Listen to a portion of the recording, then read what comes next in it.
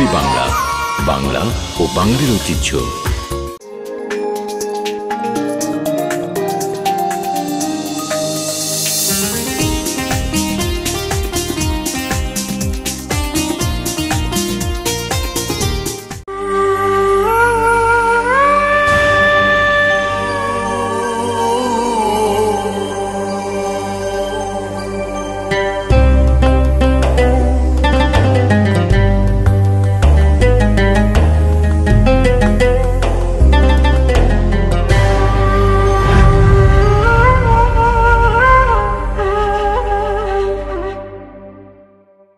আসসালামু আলাইকুম ওয়া রাহমাতুল্লাহি ওয়া বারাকাতুহু। আলহামদুলিল্লাহি নাহমাদুহু ওয়া নাস্তাঈনুহু ওয়া নাস্তাগফিরুহু ওয়া নাউযু বিল্লাহি মিন শুরুরি আনফুসিনা ওয়া মিন সাইয়্যাতি আ'মালিনা। মান ইয়াহদিল্লাহু ফালা মুদিল্লা লাহু ওয়া মান ইউদ্লিলহু ফালা হাদিয়া লাহু। ونشهد أن لا إله إلا الله وحده لا شريك له وأشهد أن محمدا عبده ورسوله الذي أرسله بالحق بشيرا ونذيرا وداعيا إلى الله بإذنه وسراجا منيرا. اللهم صل على محمد وعلى آل محمد كما صليت على إبراهيم وعلى آل إبراهيم إنك حميد مجيد. اللهم بارك على محمد وعلى آل محمد كما باركت على إبراهيم وعلى آل إبراهيم إنك حميد مجيد. সম্মানিত সুপ্রিয় দর্শক মণ্ডলী, মুভি বাংলা টেলিভিশনের ইসলামিক অনুষ্ঠান কোরআন ও সুন্নাহর বাণী, এই প্রোগ্রামের পক্ষ থেকে আপনাদেরকে আন্তরিক অভিনন্দন ও মোবারকবাদ জানিয়ে আজকের আলোচনা শুরু করছি। শুরুতেই আল্লাহ রব্বুল আলামিনের দরবারে আমরা শুকর আদায় করছি, যিনি আমাদেরকে কোরআন এবং সুন্নাহ থেকে কিছু আলোচনা করার এবং শোনার তৌফিক দিলেন। সেজন্যে সেই মহান মাবুদের দরবারে আমরা শুকর আদায় করছি, সকলেই পড়ছি আলহামদুলিল্লাহ। সম্মানিত সুপ্রিয় দর্শক মণ্ডলী, আমরা বিগত পর্বগুলিতে আলোচনা করেছিলাম হজ্জের ফরজগুলির উপরে এবং হজ্জের ওয়াজিবগুলির উপরে। আমরা মোটামুটি ধারণা পেয়েছি যে হজ্জের তিনটি ফরজ। এক নাম্বার ফরজ হচ্ছে এহরাম বাঁধা, দ্বিতীয় ফরজ হচ্ছে ওকুফে আরাফা করা, অর্থাৎ জিলহজ মাসের 9 তারিখে আরাফার ময়দানে উপস্থিত হওয়া, তৃতীয় ফরজ হচ্ছে বাইতুল্লাহ তাওয়াফ করা। আমরা হজ্জের ওয়াজিবগুলো জানতে পেরেছি। হজ্জের 6টি ওয়াজিব, তার মধ্যে একটি ওয়াজিব হচ্ছে সাফা এবং মারওয়া সাই করা, আরেকটি ওয়াজিব হচ্ছে উকুফে মুজদালিফা করা, তৃতীয় ওয়াজিব হচ্ছে জামরায় কঙ্কর নিক্ষেপ করা। জামরাতে কঙ্কর 3 দিন নিক্ষেপ করতে হবে। প্রথম দিন বড় শয়তানকে 7টি, দ্বিতীয় দিন বড় শয়তানকে 7টি, মেজ শয়তানকে 7টি, ছোট শয়তানকে 7টি, তৃতীয় দিন ঠিক তেমনিভাবে বড়, মেজ এবং ছোট শয়তানকে 7টি করে কঙ্কর মারতে হবে। এই কঙ্করগুলি মারা সমস্ত হাজী সাহেবদের জন্য ওয়াজিব। আরেকটি ওয়াজিব হচ্ছে কোরবানি করা, আরেকটি ওয়াজিব হচ্ছে চুল মুন্টানো। এটি পুরুষেরা চুল মুন্টিয়ে ফেলবে, মহিলাদের ব্যাপারে হালকা করে চুলের উপরিভাগে কিছু অংশ কেটে দিলেই ওয়াজিব আদায় হয়ে যাবে। এরপরে আরেকটি ওয়াজিব হচ্ছে বিদায়ী তাওয়াফ করা। মোটামুটি হজ্জের ফরজ এবং ওয়াজিবগুলো আমাদের আলহামদুলিল্লাহ আমরা জানতে পেরেছি। হজ এটি এমন একটি ইবাদত যে আপনার কওলি, ফেইলি, তাকরিরি এই তিনটার সমন্বয়ে আপনাকে থাকতে হবে। আপনাকে অবশ্যই শক্তির দিক থেকে আপনাকে মজবুত থাকতে হবে, আপনাকে অর্থনৈতিকভাবে স্বাবলম্বী হতে হবে। এখন আমাদের দেশে অনেকেরই প্রশ্ন, কত টাকা হলে হজ ফরজ হয়? এটি একটি সহজ হিসাব। এই বছর যারা হজ্জে যাচ্ছেন আপনাদের মোটামুটি 3 লক্ষ টাকা হলেই আপনারা হজ্জে যেতে পারছেন। এই 3 লক্ষ টাকা এবং এই হজ্জের এই যে 1.5 মাস 40 দিন বা 45 দিন বা 50 দিন, এই 50 দিনের জন্যে আপনার ফ্যামিলির যেই খরচ, এই 50 দিনে আপনার ফ্যামিলির খরচ যদি একটু ভালো চলে তাহলে 1 থেকে 1.5 লাখ টাকার মধ্যেই আপনার খরচ হয়ে যাবে। সুতরাং এই 3 লক্ষ আর এই 1.5 লক্ষ, এই 4.5 লক্ষ টাকা যদি কারো ঘরে থাকে তার উপরে হজ ফরজ। আমাদের দেশে এরকম এই 4.5 লক্ষ 5 লক্ষ টাকা নাই, এরকম ঘর খুব কম আছে। সুতরাং আমাদেরকে ইচ্ছা পোষণ করতে হবে হজ করার জন্যে, কারণ হজ্জের আবিধানিক অর্থ, শাব্দিক অর্থই হচ্ছে ইচ্ছা করা। আল্লাহ তাআলার কাছে ইচ্ছা করবে তো আল্লাহ তাআলা তার জন্য হজ সহজ করে দিবে। আরেকটি কথা, আল্লাহ রসুল সাল্লাল্লাহু আলাইহি ওয়াসাল্লাম তিনি বরকতময় জবান থেকে এই কথাগুলি বলেছেন, যার উপরে হজ ফরজ হয়েছে সে ব্যক্তি হজ করে নাই, হজ না করে সে মরে গেল, নবীজি বলেছেন ইনশা ইয়াহুদিয়াও ওয়ালা নাসরানিয়া, সে ব্যক্তি ইহুদি হয়ে মারা যাক, সে ব্যক্তি খ্রিস্টান হয়ে মারা যাক, সে ব্যক্তি নাসারা হয়ে মারা যাক, সে ব্যক্তি অমুসলিম হয়ে মারা যাক, আমি নবীর কোনো জিম্মাদারি ওই ব্যক্তির উপরে থাকবে না। আল্লাহু আকবার! কত বড় কথা! আল্লাহ রসুল এই কথা বলেছেন। আল্লাহ রসুল যদি এই জিম্মাদারি না নেন, কিয়ামতে আল্লাহর দরবারে যেদিন হাজির হব, আল্লাহ রসুল সাল্লাল্লাহু আলাইহি ওয়াসাল্লামের সুপারিশ আমাদের জন্যে যদি না হয় তাহলে আমরা ধরা পড়ে যাব। সাহাবায়ে কেরাম আল্লাহ রসুল সাল্লাল্লাহু আলাইহি ওয়াসাল্লামকে কিভাবে মানতেন?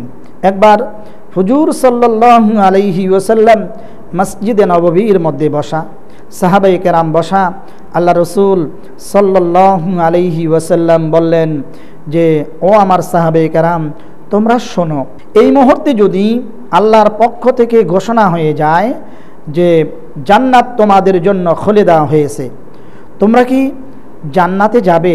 না যদি বলা হয় আরেকটি অপশনে যে 2 রাকাত নামাজ পড়বে, একটা অপশন ক যে জান্নাতে যাবে এই মুহূর্তে, খ না 2 রাকাত নামাজ পড়বে, আমরা কোনটা করব? আমাদের তো এমন ঈমান যে আমরা তো পাগল হয়ে যাব, আল্লাহ রব্বুল আলামিনের জান্নাত খুলে দিয়েছেন, আমরা জান্নাতে যাব না তো নামাজ পড়ব, এরকম অবস্থাটা আমাদের মধ্যে তৈরি হবে। কিন্তু সাহাবায়ে কেরামের ভাষ্য কী ছিল? সুবহানাল্লাহ, সুবহানাল্লাহ, সুবহানাল্লাহ। একজন সাহাবী আল্লাহ নবীর কিনারে দাঁড়িয়ে ডেকে বললেন, ইয়া রাসূলুল্লাহ, যে মহান মাবুদের কুদরতি কবজায় আমার প্রাণ নিবদ্ধ, ওই আল্লাহর কসম করে বলছি, আমি এই মুহূর্তে আমি আল্লাহর জান্নাতে যাব না, আমি অবশ্যই 2 রাকাত নামাজ পড়ব, কারণ এই নামাজ হচ্ছে আল্লাহ রব্বুল আলামিনের সন্তুষ্টির জন্যে, আর জান্নাত তো হচ্ছে আমার জন্যে, জান্নাত তো হচ্ছে আমার জন্যে, আর কিন্তু এই নামাজ হচ্ছে আমার মহান মাবুদের সন্তুষ্টির জন্যে। কত বড় কথা! সাহাবায়ে কেরাম কি সুন্দর জবাব দিতেন। ঠিক তেমনিভাবে আল্লাহ রসুল সাল্লাল্লাহু আলাইহি ওয়াসাল্লাম সাহাবায়ে কেরামকে এইভাবে প্রসিদ্ধতা করেছিলেন, সম্মানী করেছিলেন। কিভাবে? আল্লাহ রসুল বলেছিলেন, তোমরা 2টি আমল করো, এই 2টি আমল যদি তোমরা করো তাহলে জমিনে তোমরা সম্মানিত হবে, জমিনে তোমরা ইজ্জতওয়ালা হবে। সাহাবায়ে কেরাম জিজ্ঞেস করলেন, ইয়া রাসূলুল্লাহ, সে আমলগুলি কি? আল্লাহ রসুল সাল্লাল্লাহু আলাইহি ওয়াসাল্লাম তিনি কি সুন্দর করে বলেছেন, তোমরা অবশ্যই দুরুদে ইব্রাহিম বেশি থেকে বেশি করে পড়বে। দুরুদে ইব্রাহিম যদি পড়ো তাহলে তোমরা সম্মানিত হবে। আর নামাজের মধ্যে আরেকটি আমল হচ্ছে, সে আমলটি হচ্ছে এই যে সামিআল্লাহু লিমান হামিদা। এই সামিআল্লাহু লিমান হামিদা বলার পরে যখন বান্দা রুকু থেকে দণ্ডায়মান হয়ে যায়, আর দণ্ডায়মান হওয়ার পরে বান্দা যখন এইভাবে বলে, রব্বানা লাকাল হামদ হামদান কাসীরান তাইয়্যিবান মুবারাকান ফি, এই দোয়াটা যখন সামিআল্লাহু লিমান হামিদা বলে বান্দা দাঁড়িয়ে যখন নামাজের মধ্যে এই দোয়াটা পড়ে, আল্লাহ রাব্বুল আলামিন এই ব্যক্তিকে সম্মানই করে দেয়। সুবহানাল্লাহ, সুবহানাল্লাহ। একজন সাহাবী মসজিদে নববীর মধ্যে তিনি নামাজ আদায় করতেছিলেন। নামাজ যখন শেষ পর্বে চলে গেলেন, আসসালামু আলাইকুম ওয়া রাহমাতুল্লাহ, আসসালামু আলাইকুম ওয়া রাহমাতুল্লাহ, সালাম শেষ হওয়ার পরে আল্লাহ রসুল সাল্লাল্লাহু আলাইহি ওয়াসাল্লাম বলেছেন, কে এখন মসজিদে নববীর মধ্যে এই মুহূর্তে নামাজ আদায় করেছো? একজন সাহাবী বললেন, লাব্বাইকা ইয়া রাসূলুল্লাহ, আমি হতভাগা এখন নামাজ আদায় করেছি। আল্লাহ রসুল সাল্লাল্লাহু আলাইহি ওয়াসাল্লাম বলেছেন, ও আল্লাহর নবীর সাহাবী, তুমি শোনো, তুমি তো নবী নও, আমি নবী, আমি যা দেখি তুমি তা দেখো না। তুমি যখন নামাজ আদায় করতেছিলে আর নামাজের মধ্যে তুমি যখন রুকু থেকে সামিআল্লাহু লিমান হামিদা বলে দণ্ডায়মান হলে, আর দণ্ডায়মান হওয়ার পরে তুমি যখন এই দোয়াটা অতিরিক্ত পড়তেছিলে, রব্বানা লাকাল হামদ হামদান কাসীরান তাইয়্যিবান মুবারাকান ফি, তুমি যখন এই দোয়াটা পড়তেছিলে, আকাশে অসংখ্য রহমতের ফেরেশতারা তোমার আমল নামায় এত বেশি নেক লিখতেছিল, কে কত বেশি নেক লিখতে পারে তাদের মধ্যে প্রতিযোগিতা শুরু হয়ে গেল। সুবহানাল্লাহ, সুবহানাল্লাহ। সুপ্রিয় দর্শক মণ্ডলী, একটি বিরতিতে যাচ্ছি, বিরতির পরে বাকি আলোচনা নিয়ে আবার ফিরে আসব।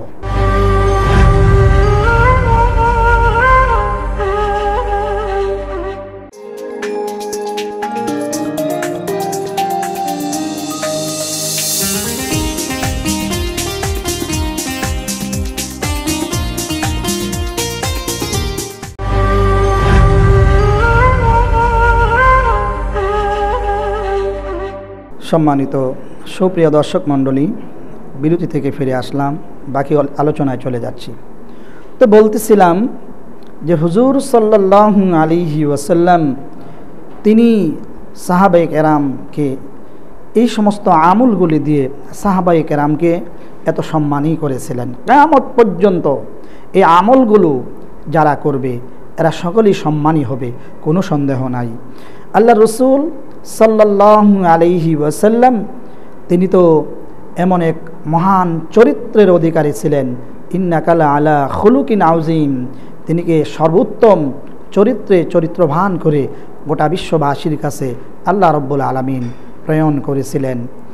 মক্কাবাসীরা আল্লাহ রসুল সাল্লাল্লাহু আলাইহি ওয়াসাল্লাম ছোটকাল থেকে তিনিকে দেখছেন, তিনি চরিত্র নিয়ে ওনারা কথা বলছেন, তিনি কেমন ছিলেন তার উপরে গোটা আরব ভূখণ্ডের মানুষগুলো সালিফাই করেছেন, বলেছেন যে বিশ্বনবী মুহাম্মদুর রাসূলুল্লাহ সাল্লাল্লাহু আলাইহি ওয়াসাল্লাম তিনি মহান আদর্শবান।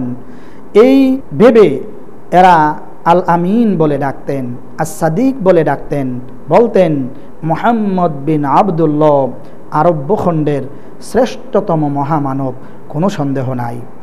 আল্লাহ রসুল সাল্লাল্লাহু আলাইহি ওয়াসাল্লাম আরাফার ময়দানে তিনি যখন জাবালে নূরে ১০০ লক্ষ সাহাবীর উদ্দেশ্যে তিনি যখন বলতেছিলেন, তারাকতু ফীকুম আমরাইন লান তাদিল্লু মা তামাসসাকতুম বিহিমা কিতাবাল্লাহ ওয়া সুন্নাতু রাসূলি, যে তুমি আমার বিদায়ের পরে কিয়ামত পর্যন্ত তোমরা দুটি জিনিসকে আঁকড়িয়ে রাখবে, একটি হচ্ছে কিতাবুল্লাহ, আরেকটি হচ্ছে আমার সুন্নাত।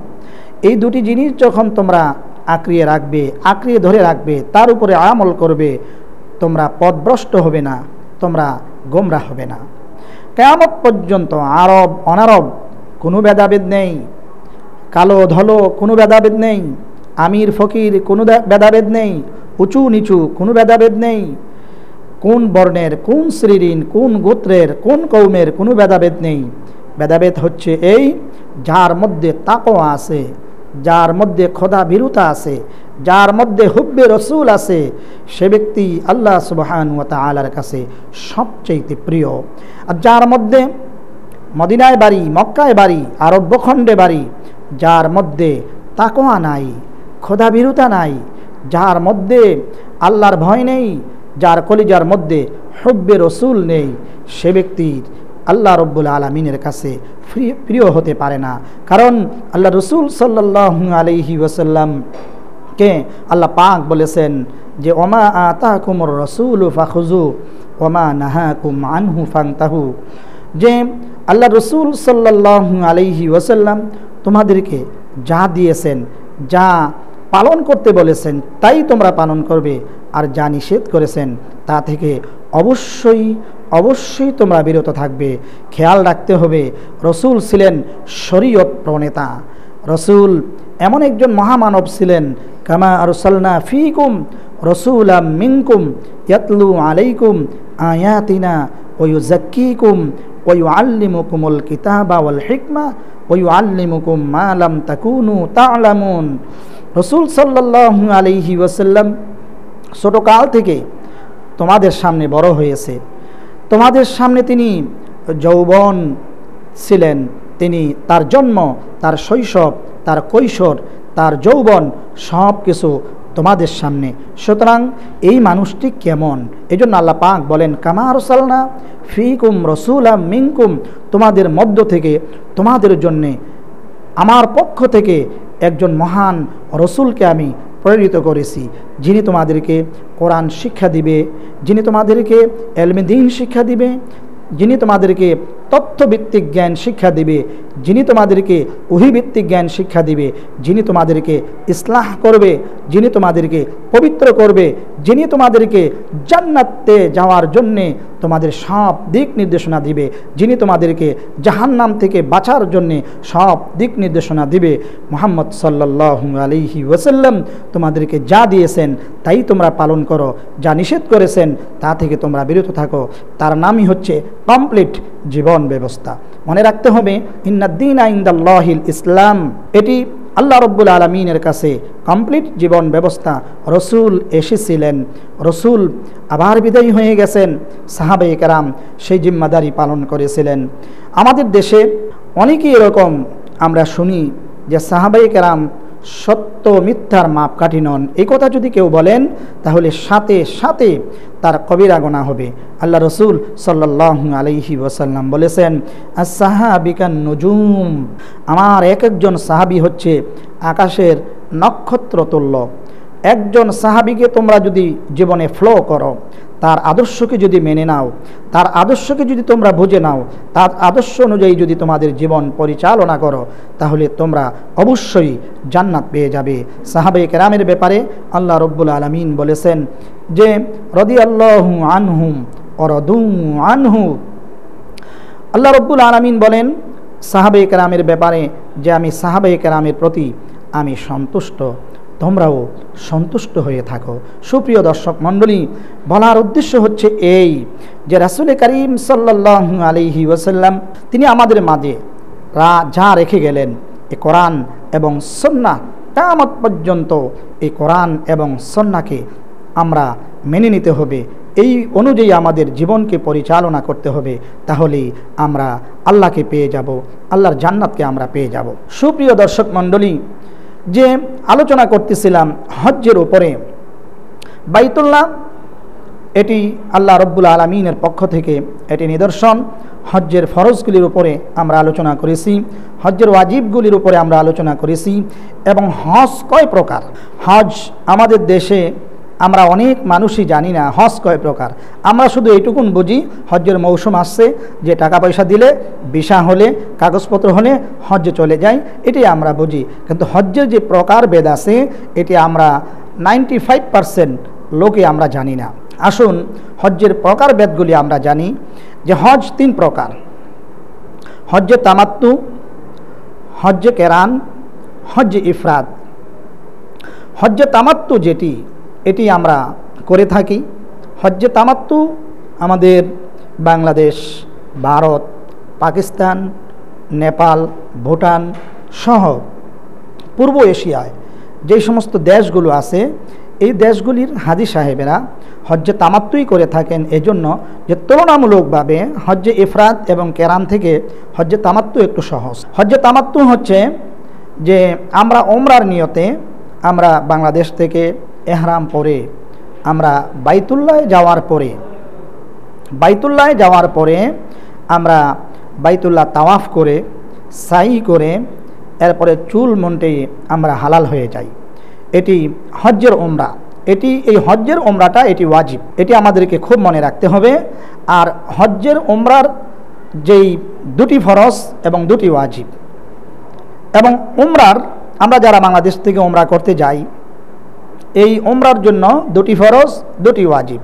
দুটি ফরজের যদি একটি ফরজও আমাদের আদায় না হয় এবং দুটি ওয়াজিবের মধ্যে যদি একটি ওয়াজিব যদি আমাদের ছুটে যায়, তাহলে দমে শুকর আদায় করতে হবে।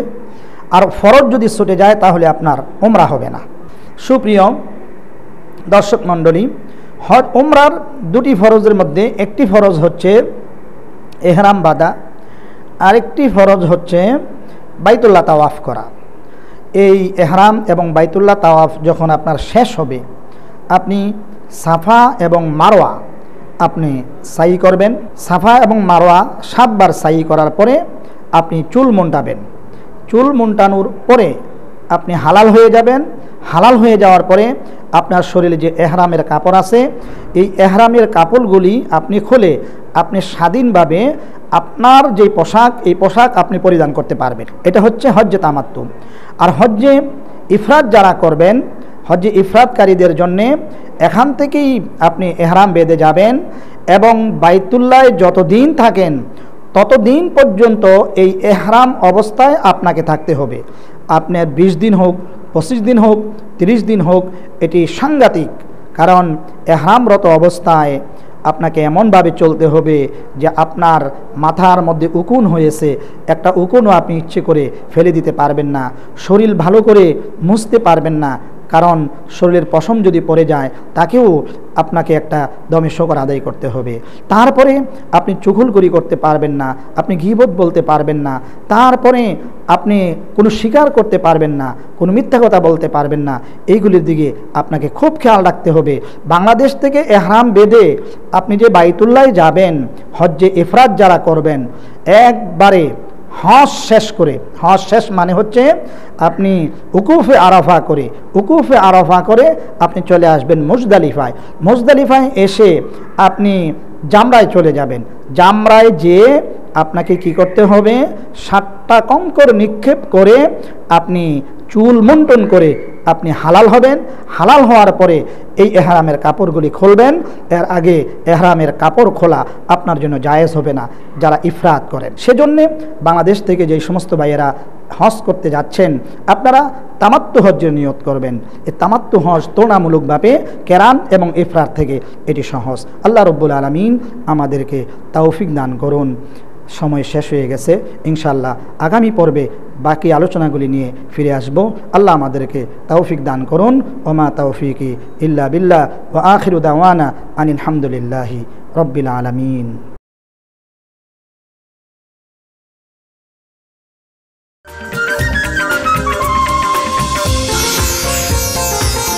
মুভি বাংলা, বাংলা ও বাঙালির ঐতিহ্য।